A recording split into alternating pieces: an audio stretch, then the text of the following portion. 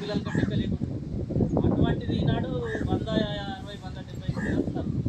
కిషానగర్ నుంచి పోతున్నారు, చుట్టుపక్కల నుంచి ప్రీ ప్రైమరీ ప్రైమరీ అక్కడ వెళ్తున్నారంటే గ్రామస్తుల యొక్క కృషి, ఎక్కడైతే సమాజం యొక్క భాగస్వామ్యం, ఎక్కడైతే సర్పంచ్ గ్రామాభివృద్ధి కమిటీ ఇది మన బడి ఇది మన పిల్లలనే భావన వస్తుందో తప్పకుండా గ్రామం అభివృద్ధి అవుతుంది. అయితే ఇక్కడ కూడా అదే ఉండే కొన్ని కారణాల వల్ల అనైక్యత, ఇక్కడ ఏర్పడ్డ సంఘాల మధ్య అనైక్యత వల్ల అది విడిపోయింది.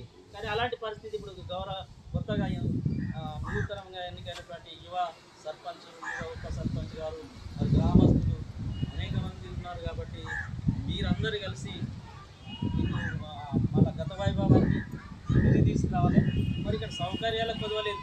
ఇప్పుడు ప్రీ ప్రైమరీ ఇచ్చినాం, ఆ ప్రీ ప్రైమరీ వల్ల ఇప్పుడు కొత్తగా 1,00,000 మొత్తం బొమ్మలు, తర్వాత కలరింగు, దాని కొరకు ఇంకో 1,00,000 చేసి మొత్తం ప్లే మెటీరియల్, కుర్చీలు, చిన్న పిల్లలు ఆటలు ఆడుతూ నేర్చుకునే విధానం. అదే ప్రైవేట్ స్కూల్ అయితే బట్టి అక్కడ పోతే జబ్బు అని ఈగలు.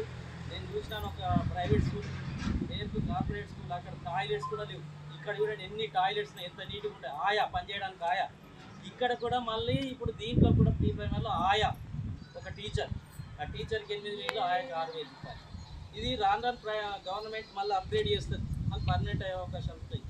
సో అలాంటి అవకాశాలు మనము అందిపుచ్చుకోవాలి, ఇచ్చిన అవకాశం. మళ్ళీ గవర్నమెంట్ కూడా ఇంకా అనేక 21 రకాల వస్తువులు ఇస్తున్నారు పిల్లలకు, టై, బెల్ట్, బూట్లు, షూ, ఇవన్నీ. మళ్ళీ వాటికి 3 రోజులు పిల్లలకి పాలు, 3 రోజులు ఎగ్స్, తర్వాత టిఫిన్ రోజు ఉదయం.